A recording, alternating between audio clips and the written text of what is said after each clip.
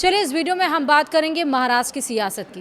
Action mode में उद्धव ठाकरे नजर आ रहे हैं। बागी सांसदों के आगे सरेंडर नहीं करेंगे उद्धव ठाकरे। ऑपरेशन टाइगर की काट के लिए नई चाल उद्धव ठाकरे ने चल दी। आखिरकार वो नई चाल क्या है, इस वीडियो में पता चलेगा। नमस्कार, आप देख रहे हैं न्यूज़ 18 का डिजिटल प्लेटफॉर्म। मैं हूं आपके साथ श्रुति श्रीवास्तव। शिवसेना यानी कि उद्धव ठाकरे गुट यानी कि यूबीटी में 6 सांसदों की बगावत की अटकलों के बीच उद्धव ठाकरे ने डैमेज कंट्रोल की कमान खुद संभाल ली है।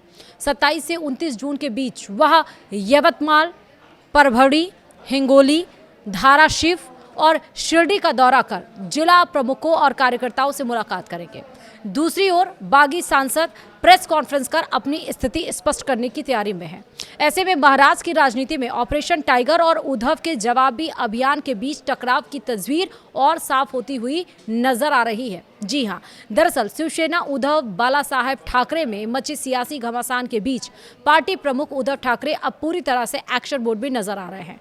6 सांसदों की संभावित बगावत और ऑपरेशन टाइगर की चर्चाओं के बीच उद्धव ठाकरे ने मैदान में उतरकर सभी कार्यकर्ताओं और संगठन को संभालने का फैसला किया है।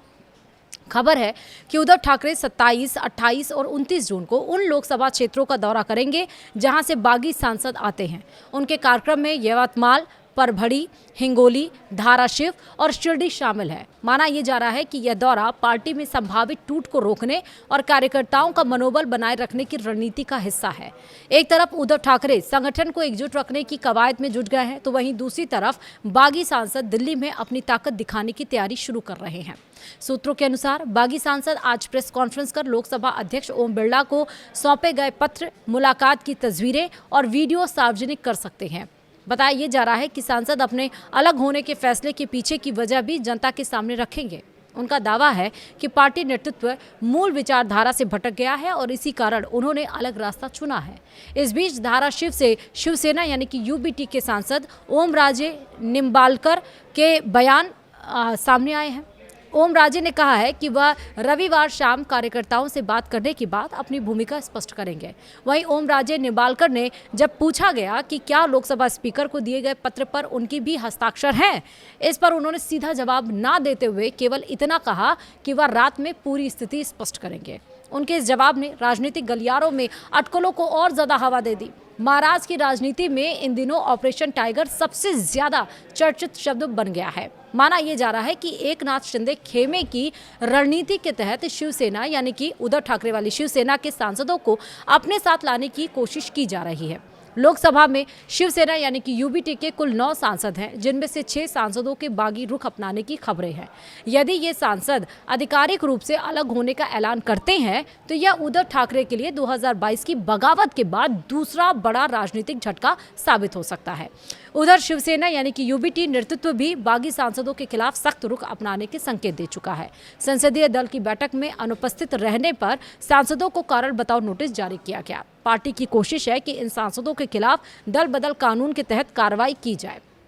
हालांकि बागी सांसद बेहद सावधानी से कदम बढ़ा रहे हैं और अब तक उन्होंने सार्वजनिक मंच पर एकनाथ शिंदे के साथ आने से परहेज किया है ताकि उन पर स्वेच्छा से पार्टी छोड़ने का आरोप न लगे। सूत्रों के मुताबिक उद्धव ठाकरे अपने दौरे के दरमियान जिला प्रमुखों, स्थानीय पदाधिकारियों और कार्यकर्ताओं के साथ अलग अलग बैठक करेंगे। उनका मकसद यह जानना है कि संगठन में असंतोष कितना गहरा है और आगे किसी नई टूट को कैसे रोका जाए। वहीं राजनीतिक विशेषज्ञों का मानना है कि यह दौरा सिर्फ डैमेज कंट्रोल नहीं बल्कि संगठन को यह संदेश देने की कोशिश भी है कि पार्टी नेतृत्व अभी भी सक्रिय है और मुकाबला करने के लिए तैयार है।